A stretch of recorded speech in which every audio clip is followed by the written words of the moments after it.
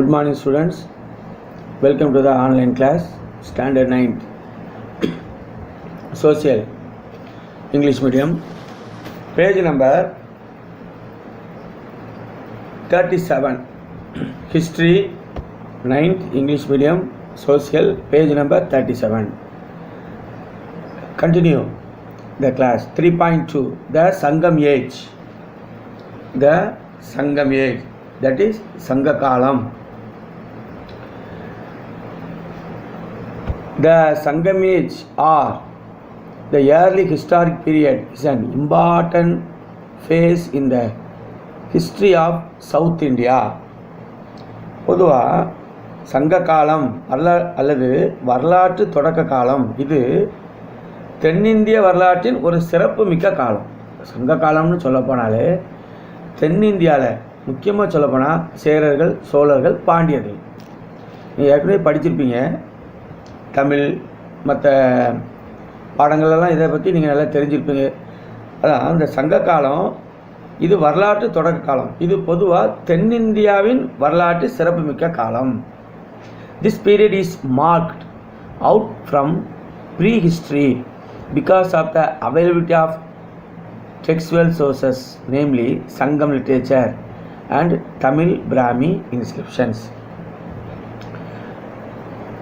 Sangam text is a vast corpus of literature that serves as an important source for the study of the people and the society of the relevant period. பொதுவாக சங்க காலம் இலக்கிய தொகுப்பு அல்லது வரலாற்றுக்கு முந்தைய காலத்திலிருந்து மாறுபட்ட சிறப்புடன் இது விளங்குகிறது. That is Sangam age. Chronology, that is period. Chronology காலமுறை. This means the Sangam texts are generally dated to between 3rd century BC, and the 3rd century AD. அப்போ சங்க காலத்துடைய காலமுறை என்ன சொல்லணும்னா, இந்த சங்ககால இலக்கியம் கிமு 3ஆம் நூற்றாண்டிற்கும், அதாவது பொது ஆண்டு, அது மட்டும் இல்லை 3ஆம் நூற்றாண்டிற்கு இடைப்பட்ட காலத்தை சேர்ந்தவையாக பெருவாரியான அறிஞர்களின் கருத்துக்களின் அடிப்படையில் தீர்மானிக்கப்பட்டுள்ளது. அதாவது கிறிஸ்துவுக்கு முன் கிறிஸ்துவுக்கு பின் இந்த 3ஆம் நூற்றாண்டு. chronology காலமுறை.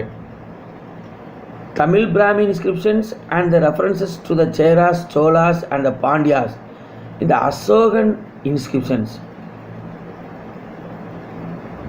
corroborate this date. It is generally agreed that the Sangam poems were composed in the early part of the historical period but were compiled into anthologies in the later period. அப்போ காலமுறைன்னு சொல்ல போனால் இது அசோகருடைய கல்வெட்டுகளில் காணப்படும். அதாவது அசோகருடைய கல்வெட்டு inscriptions அதில் காணப்படும் சேர சோழ பாண்டிய மன்னர்களின் குறித்த தகவல்கள். சேர சோழ பாண்டிய மன்னர்கள் அசோகருடைய கல்வெட்டில் காணப்படுறது போல் தமிழ் பிராமி கல்வெட்டுகள், கிரேக்க ரோமானிய குறிப்புகள், இதெல்லாம் இந்த சங்க காலத்தில் உள்ள இலக்கியத்தை பற்றி என்னென்ன காரியங்கள் இருக்குது அப்படின்னு சொல்லி இதெல்லாம் நம்ம பார்க்குறோம். குரோனாலஜி சுருக்கமாக சொல்லப்போனால் Ashokan Brahmi, the Brahmi script used in Ashokan edicts or inscriptions. பொதுவாக அசோகரின் கல்வெட்டுகள் பயன்படுத்திய பிராமி வடிவத்திற்குரிய அசோகன் பிராமி என்று பெயர். ஏன் அசோகன் பிராமி நம்ம சொல்கிறோம்? இந்த அசோகரின் கல்வெட்டில் அந்த பிராமி வடிவத்திற்குள்ள ஒரு தோற்றம் இந்த அசோகன் ஸ்கிரிப்டில் சொல்லப்பட்டிருக்கு. அதனால தான் இது அசோகன் பிராமி என்று சொல்கிறோம். திணை 5 திணை நம்ம சொல்ல போனோம்னா இதை பார்த்தோம். The concept of tinai is presented in the Tamil grammar work of Tolkappiyam.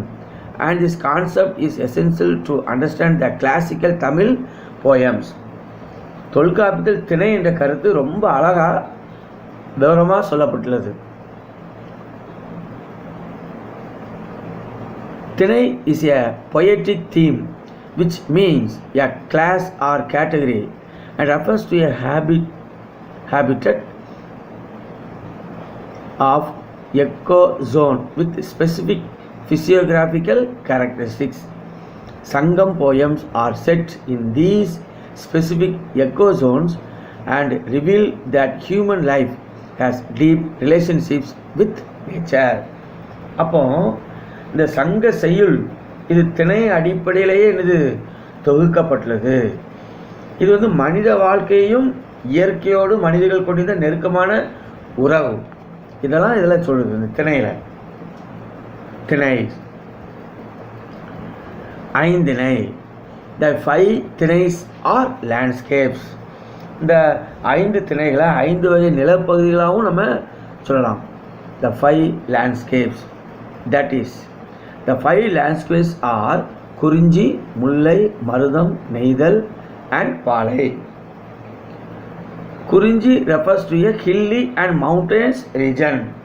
அதாவது குறிஞ்சினா மலையும் மலை சார்ந்த பகுதி. முல்லை is forested and pastoral region.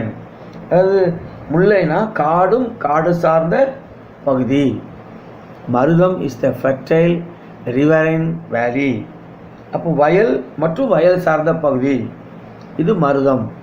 நெய்தல் இஸ் எ கோஸ்டல் ரீஜன். கடலும் கடல் சார்ந்த பகுதி நெய்தல்.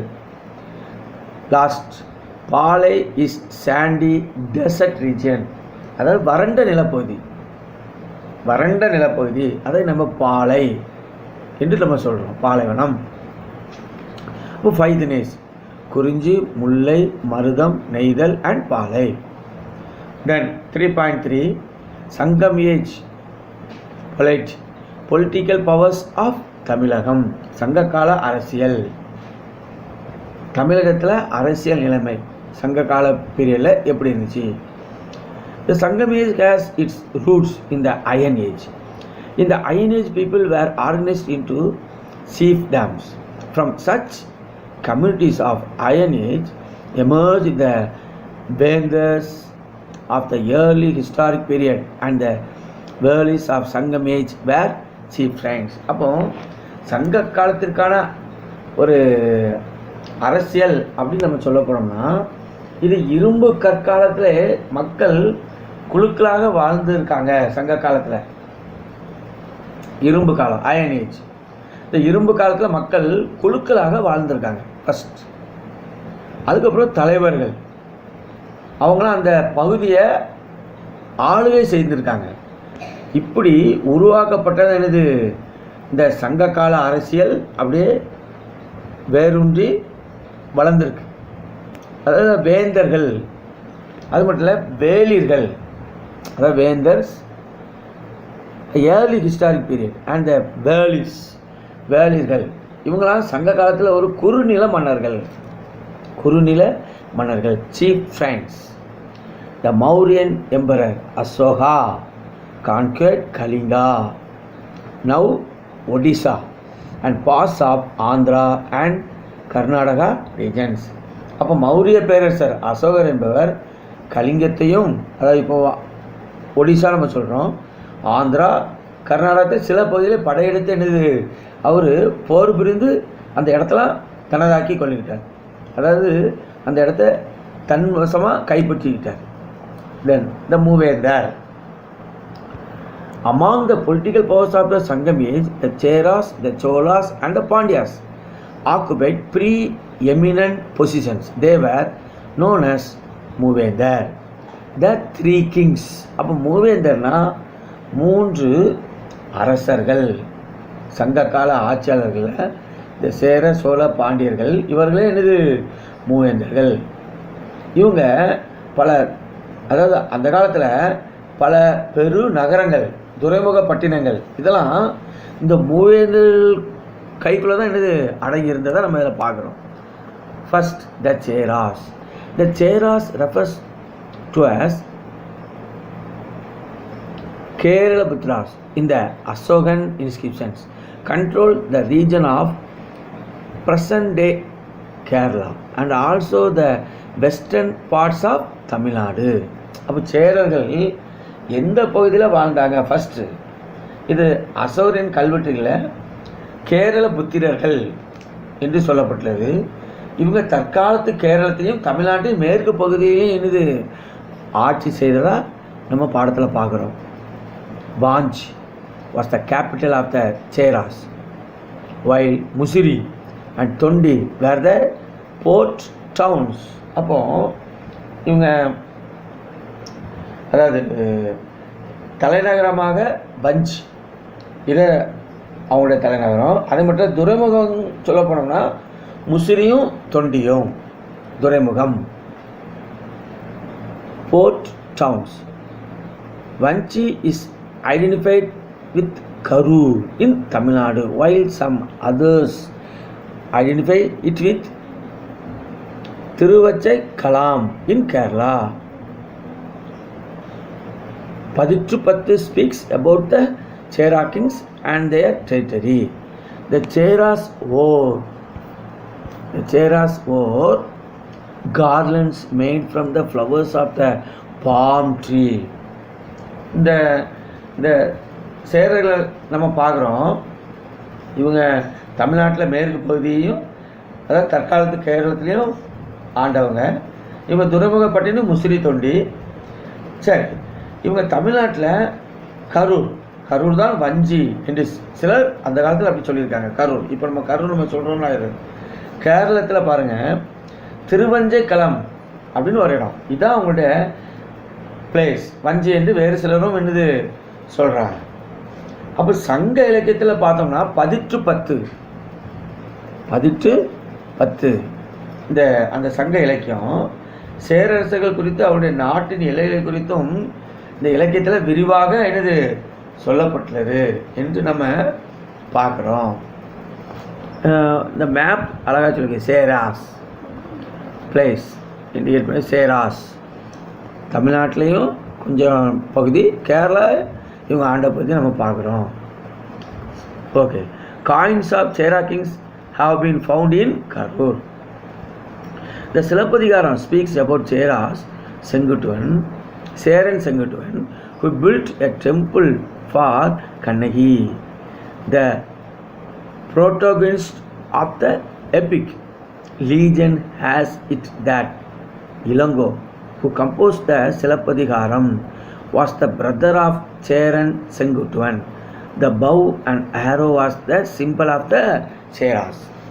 அப்போ சேரர்களை பற்றி நம்ம பார்க்குறோம். இவங்க சிலப்பதிகாரத்தில் இந்த கண்ணகிக்கு கோயில் எழுப்பிய சேரன் செங்குட்டுவன், இது வந்து சிலப்பதிகாரத்தில் மிக அழகாக சொல்லப்படுகிறது. இந்த சிலப்பதிகாரத்தை இயற்றிய இளங்கோவடிகள் இந்த சேரன் செங்குட்டின் அதாவது தம்பி என்பது மரபு. அப்போ அவங்களுக்கு வந்து வில்லு அம்பு, the bow and arrow was the symbol of the Cheras. அதான் அவங்களுடைய சிம்பிள், வில் அம்பு Cheras. The Cholas ruled over the Kaveri Delta and northern parts of Tamil Nadu. Their capital was Urayur and their port town was Kaveri Pumpattinam or Pumbugar, where the river Kaveri drains into the Bay of Bengal. இப்போ நம்ம சோழர்களை பற்றி நம்ம பார்க்குறோம். அப்போது சோழர்கள் எந்த பகுதியில் வாழ்ந்தாங்க? இவங்க வந்து தமிழ்நாட்டின் வடபகுதி, தமிழ்நாட்டில். அப்போது உறையூர் தான் என்னது இவங்களுடைய தலைநகரம். இது காவிரியாறு வங்கக்கடலில் கலக்கும் பூம்புகார். காவிரியாறு இந்த பே ஆஃப் பெங்கால், இந்த வங்கக்கடலில் வந்து கலக்குது, அந்த இடத்துல நம்ம பூம்புகார் என்ற காவிரி பூம்பட்டினம். இதுதான் இந்த சோழர்களுடைய துறைமுகப்பட்டினம். துறைமுகப்பட்டினம். See the map, Cholas Kaveri Poompattinam. மேப்பை பார்த்தீங்கன்னா உங்களுக்கு நல்லா புரிஞ்சுக்கணும். Bay of Bengal. Pattinapala is a long poem about Kavari Pumpattinam composed by the poet Kadiyalur அதாவது Kadiyalur, Kaveripattinam, Kadiyalur, உத்திரங்கண்ணனார். Silappatikaram describes the trading activities at Kaveripattinam. அப்போ இந்த கடியலூர் உத்திரங்கண்ணனார் இவர் வந்து சங்ககால புலவர். இந்த கடியலூர் உத்திரங்கண்ணனார் என்பவர் சங்ககால புலவர். இவர் காவிரிப்பட்டினம் கொடுத்து பட்டினப்பாளையில் அவர் வந்து மிக அழகாக இந்த காவிரிப்பட்டினத்தில் உள்ள வணிகம் ட்ரேட் அந்த சிலப்பதிகாரத்தில் மிக அழகாக சொல்லப்பட்டுள்ளது என்று நம்ம இந்த பேராகிராஃபில் நம்ம பார்க்குறோம். Trading activities at Kaveripattinam. Karikalan is notable among the Chola kings and credited with bringing forest lands under the plug and developing irrigation facilities by effectively utilizing the water from the river Kaveri. அப்போ இந்த சோழ மன்னரில் தலைசிறந்த மன்னன் பார்த்தோம்னா Karikal Cholan. Karikal Cholan. The foundation for the extensive harnessing of water for irrigation purposes which reached its zenith in later Chola times, 10th to 13th centuries, was laid in his time. Karigalan fought battles with the Pandyas, the Cheras and other chieftains. நம்ம பார்க்குறோம் கரிகாலன் அதாவது இந்த விவசாயம் தலைக்க இவர் வந்து நல்ல வழிவகை செஞ்சுருக்கிறார். இந்த கரிகாலன் விவசாயம் தலைக்கிறதுக்கு பாசன வசதியை உருவாக்கியிருக்கார். அதாவது பிற்கால சோழர்களின் ஆட்சியில் அதாவது 10 முதல் 13ஆம் நூற்றாண்டு வரை இந்த பாசன நீர் மேலாண்மைக்கு கரிகால் சோழன் ஆட்சியில் தான் இருந்து பல திட்டங்கள் உருவாக்கப்பட்டது. அப்போ பாண்டியரையும் சேரரையும் இந்த கரிகால சோழன் எதிர்த்து என்னது போரிட்டிருக்கார். அவ்வளோ வல்லமை படைத்த ஒரு மன்னன்,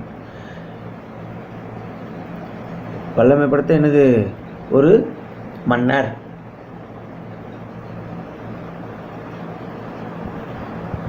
வல்லமை படைத்த ஒரு மன்னர்.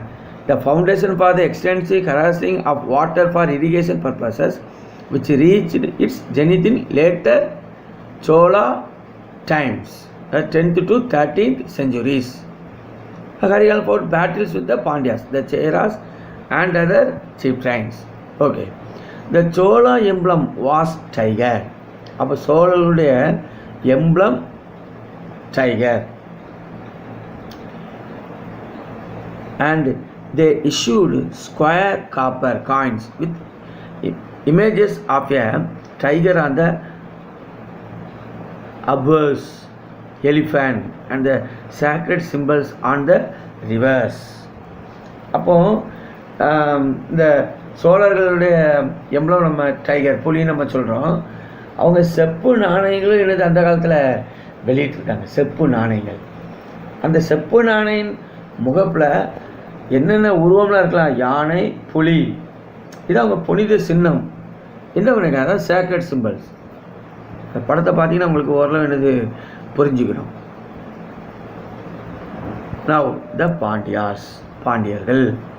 The Pandyas who ruled the southern part of Tamil Nadu are referred in the Asokan inscriptions. Madurai was the Pandyas capital. பாண்டியர்களை பற்றி பார்க்குறோம். பாண்டியர்கள் வந்து அரசரது கல்வெட்டுகள் மிக அழகாக சொல்கிறது. மதுரை தான் இவங்களுடைய தலைநகரம். இவங்க தென் தமிழகத்தை அந்த காலத்தில் நல்லா ஆண்டிருக்காங்க. Madurai was the Pandyas capital. Tamil literary tradition credits Pandian rulers with patronizing Tamil Sangams, academies and supporting the capitals of poems. The Mangulam Tamil Brahmi inscription mentions the king Nediyan, Mudattirumaran, பழைய அலங்கார சாலை முடுக்கும் பெருவழி they were some of the important rulers of the dynasty. இந்த தமிழ் பிராமியில் கல்வெட்டில் நம்ம என்ன சொல்கிறோன்னா நெடியோன், முடத்திருமாறன், அதுபோல் முதுகுடுமி பெருவழுதி, முதுகுடுமி பெருவழுதி ஆகியோர் குறிப்பிடத்தக்க பாண்டிய மன்னர்கள். Very important. தமிழ் பிராமி இன்ஸ்கிரிப்ட்ஸில் இந்த கிங்கெலாம் அதில் மென்ஷன் பண்ணியிருக்காங்க. யாரெல்லாம்? நெடுஞ்செழியன், நெடியோன், முடத்திருமாறன், முதுகுடுமி பெருவழுதி, இவங்களாம் என்னது அதில் மென்ஷன் பண்ணியிருக்கு. The Pandyan symbol was the fish. Pandyan symbol was the fish.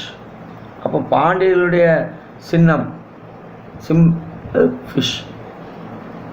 Now வெளிஸ் cheap Reigns.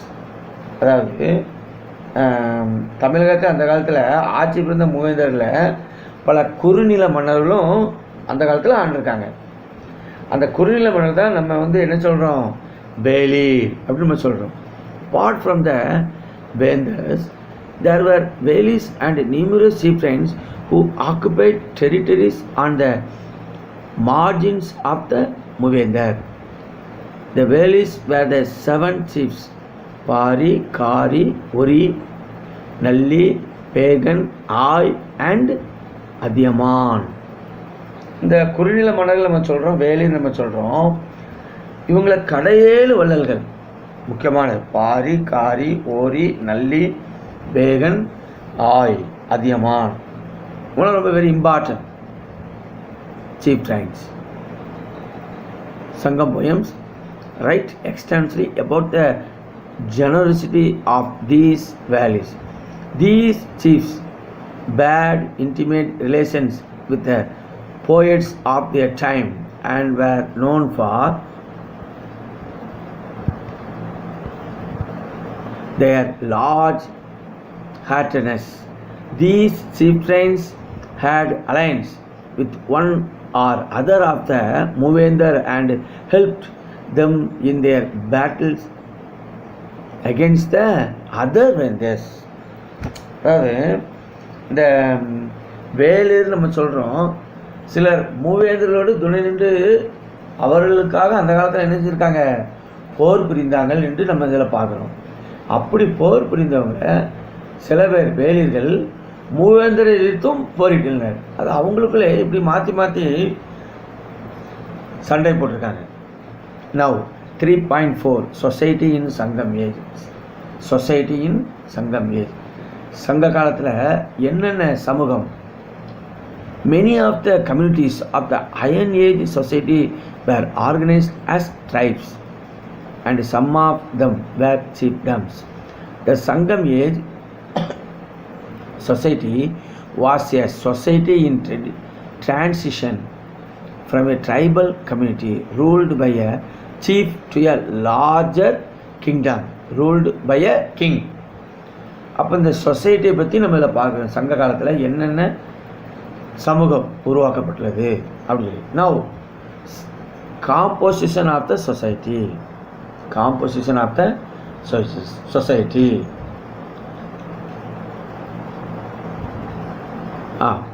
There were several clan-based communities including groups such as பாணர். இந்த சமூக பிரிவுகள் நம்ம எடுத்துக்கிட்டோம்னா பாணர், பரதவர், எயினர்,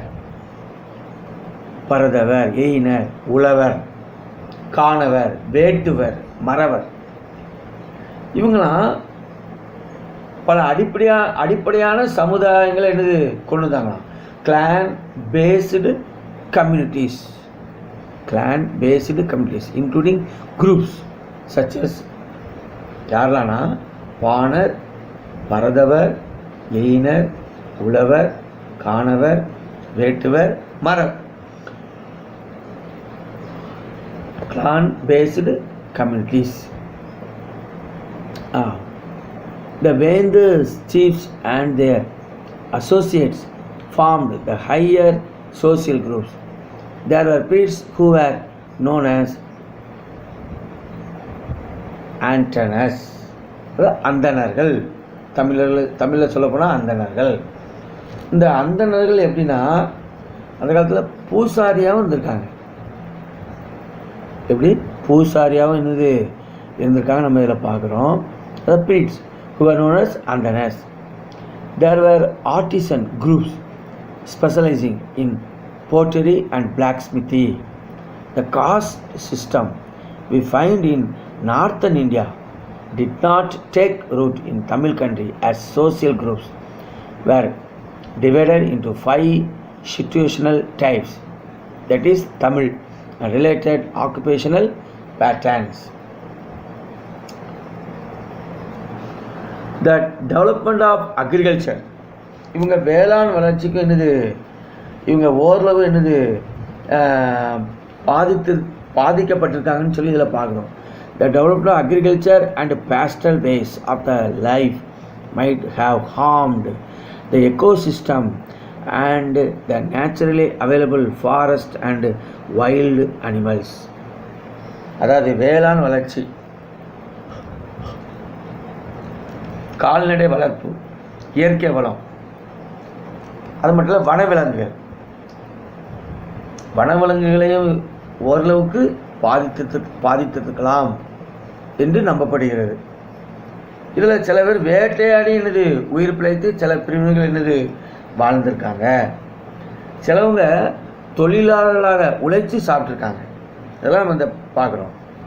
அப்போ வேளாண் அந்த அக்ரிகல்ச்சர் லேண்டு, அந்த நிலத்தை உழுது பயிரிட்டு அதில் வரக்கூடிய அந்த தானியங்களை வைத்து இவங்கள் வாழ்ந்திருக்காங்கன்னு சொல்லி இந்த பேராகிராஃபில் நம்ம பார்க்குறோம்.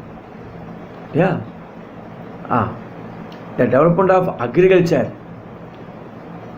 in the wetland region depended on the use of certain groups of people as laborers. Now women, பெண்களை பற்றி நம்ம பார்க்குறோம். இந்த சங்ககால இலக்கியங்களில் யார் முக்கியமானது அப்படின்னு பார்த்தோம்னா, womens are frequently referred to in Tamil texts as mothers, heroines and forest mothers and foster mothers. Foster motherனா செவிலி தாய், ஸ்டெப் மதர். foster மதர்னா செவிலி தாய். அப்போ சங்க இலக்கியங்களில் தாய், தலைவி இப்படி நம்ம சொல்லலாம். தோழி இப்படி நம்ம சொல்லலாம். Friendly woman from Panar families, dancers, poets and royal women were all portrayed in Sangam literature. There are references to women from all 5 ecozones. For example, இதில் நம்ம சொல்ல போகலாம். அதாவது வெண்ணி என்ற ஊரை சேர்ந்த வெண்ணிய குயத்தியார் நம்ம பார்க்கலாம். வெண்ணிய Kuyathiyar is identified as a poetess from the village of வெண்ணி. அப்போ இந்த பெண்கள் அப்படின்னு நம்ம சொல்ல போனால் சங்க காலத்தில் இந்த வெண்ணி என்ற ஊரை சேர்ந்த வெண்ணிய குயத்தியார், இந்த பெண்பார் புலவர், இவரை நம்ம சொல்கிறோம். அது மட்டும் இல்லை, மகளிர்கள் சிலவர் பார்த்திங்கன்னா இந்த மகளிர் உப்பு விட்டாங்களாம். உப்பு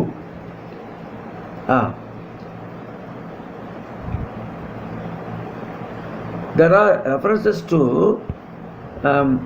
women protecting thinai fields from birds and Umanar Kula women selling salt, showing that women were involved in primary production. Instances where women preferred to die along with their husbands also occur in the literature of the times. அப்போ இதில் மகளிர் உப்பு விற்றது, அது மட்டும் இல்லை, உற்பத்தியில் அவங்களுடைய கணவரோடு சேர்ந்து அவங்க தொழில் வளர்ச்சியில் எப்படி எப்படி இருந்தாங்க. அப்போது இதெல்லாம் இந்த பெண்கள் சங்க இலக்கியங்களில் மிகவும் அதிகாரபூர்வமாக நல்லபடியாக இருந்திருக்காங்க. Now 3.5 எக்கனாமி, பொருளாதாரம். அப்போ பொருளாதாரம் எடுத்துக்கிட்டால் வேளாண்மை அக்ரிகல்ச்சர், கேட்டில் கால்நடை,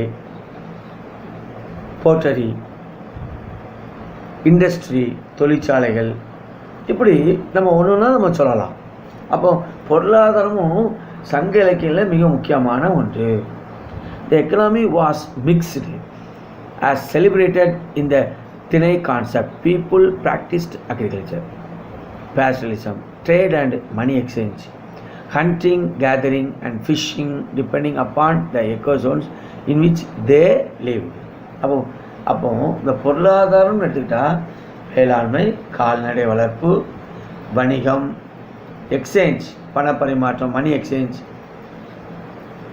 வேட்டையாடுதல் இல்லையா, ஹண்டிங், கேதரிங், மீன் பிடித்தல், இதெல்லாம் அவங்கள சார்ந்த ஒரு பொருளாதாரம்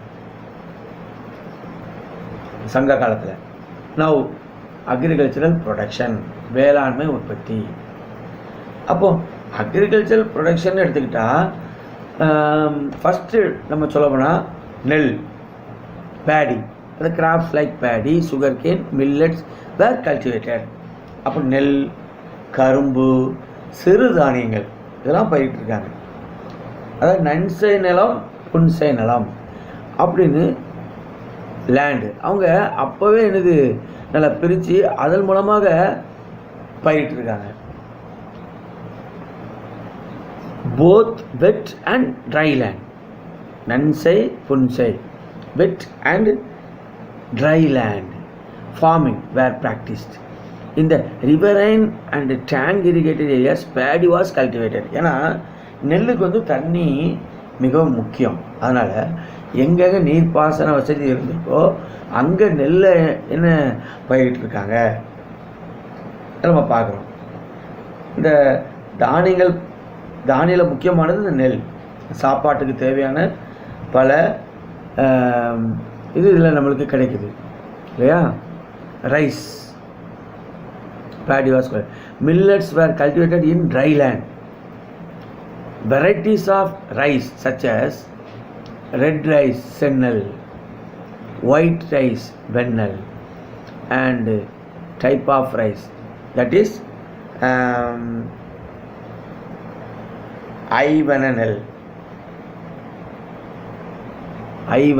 a type of rice, are mentioned in the literature. Rice grains were found in burial urns at exhibitions in Adichanallur and Purundai. People in the forest adopted punam or shifting cultivation. அப்போ வேளாண்மை உற்பத்தி பற்றி நம்ம இதில் என்ன செய்கிறோம் பார்க்குறோம். தென் pastoralism, that is கால்நடை வளர்ப்பு. கால்நடைகள் என்னென்ன கால்நடைகள்? பசு, எருமை, காளை, மாடுகள், வெள்ளாடுகள், செம்மறி ஆடுகள், இதெல்லாம் மக்கள் அந்த காலத்தில் அவங்களுடைய தன்னுடைய தேவைகளை ஃபுல்ஃபில் பண்ணுறதுக்காக என்னது வளர்த்துருக்காங்க. nomadic people earning livelihood by rearing cattle, sheep and goat.